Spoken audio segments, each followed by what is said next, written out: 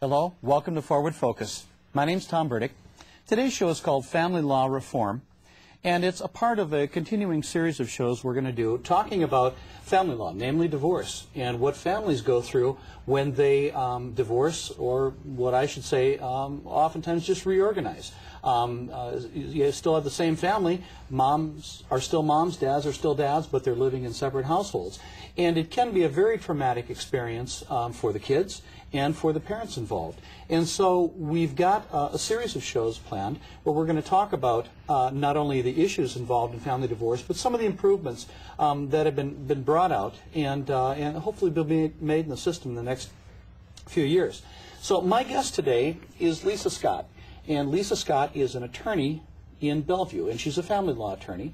And we have asked Lisa to come on the show because she wrote an opinion op-ed piece in the East Side Journal. So thank you for joining us today, Lisa. Thanks, Tom. This article that you wrote is a rather large article, gender profiling, prevalent in domestic violence. But the issue talks not only about the gender issues, the men-women issues, but it talks a lot about domestic violence, some of the myths that are out there. And that's something that I'm kind of interested in because society has been really programmed to think of men and women in some very specific ways in the way they treat each other, and sometimes treat each other very badly.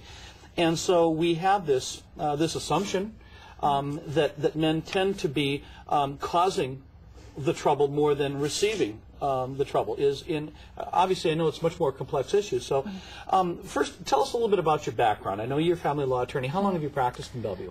Well, I've been a family law attorney in Bellevue for about 13 years, solo practitioner, meaning that I'm just myself, I'm not with a partnership, and I've been doing family law pretty much most of that period of time, and been heavily involved in many cases where there have been a lot of involvement with parenting issues, domestic violence issues, allegations of domestic violence, allegations of child abuse. So that's been a real focus of mine for several years.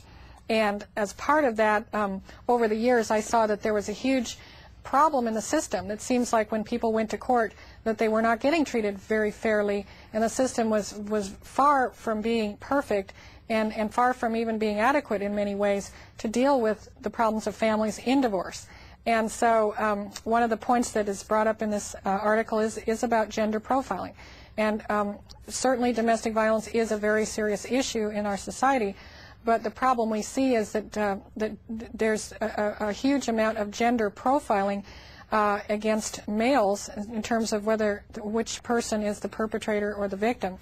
And gender profiling is like racial profiling. Racial profiling presumes a person guilty based on bias or prejudice about the way they look or what their background is.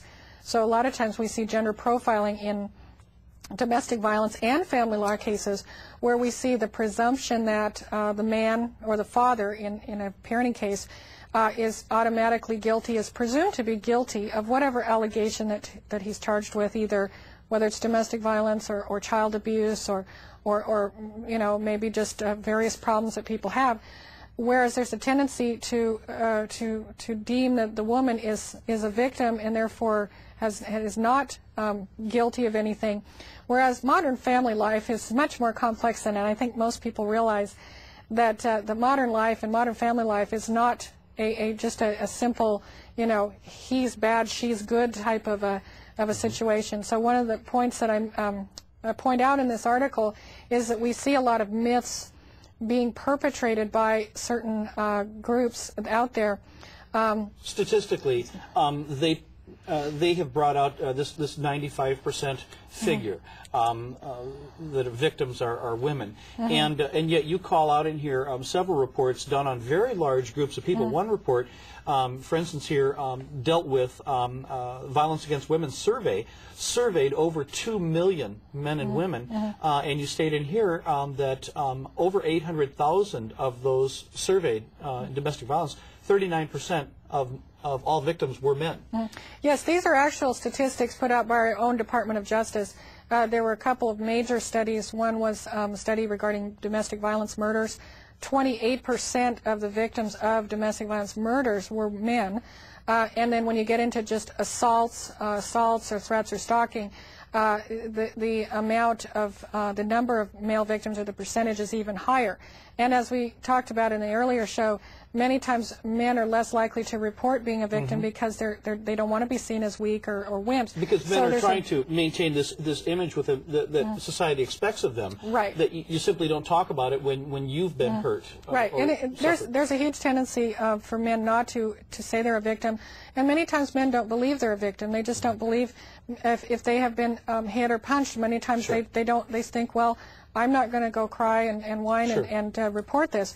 But what we see this happening in the domestic violence area is we see a lot of gender profiling in terms of the certain groups are trying to promote more government funding, more money to come into the system to fix a supposed epidemic problem. One of the other stats was that the #1 reason that women go to the ER is domestic violence. That is totally not true. It's not supported by our own government statistics. It's a very unlikely cause of ER visits. But what happens is that in the system, a lot of people working in the system, the money is allocated and earmarked only for women victims because these certain federal laws, like the Violence Against Women Act, also called VAWA, was originally enacted because a lot of advocacy groups got in there and said, we have this epidemic of violence against women and it must be stopped. So all of this money came from the federal government, and it's earmarked exclusively for women victims. So one of the things we see is when a domestic violence call is made to the police come out, and there's a huge tendency for the police to blame the man and have the man be the perpetrator, arrest the man, and for the woman to be the victim, because it's that old saying, follow the money. The money is for women victims. They absolutely cannot use any of the funding in the Violence Against Women Act for male victims, even though we know statistically that a huge amount of the numbers, 38 or 39% of victims, and even more because of males being unlikely to report. And a lot of academic studies have actually shown that men and women are just about equally likely to initiate domestic violence. And in fact, many times women are even more emboldened to be violent and to hit, kick, punch, slap, or bite a man because they really know they are never going to get in trouble for it. And that's a really sad commentary on our system when we have women who are basically able to, with impunity, be violent to their male partners, and they know that they're not going to get in trouble. So we see this as a real problem in family law because we have a lot of cases where when the parties come to the court in a divorce situation, it's real easy for a woman to say, I'm the victim, and a man, again, there's a lot of societal conditioning upon men not to be victims. So women can more easily kind of take on that mantle of being a victim. And we see a lot of that victimization or victimology, and it's seen as a badge of honor. I am the victim, therefore I can do no wrong.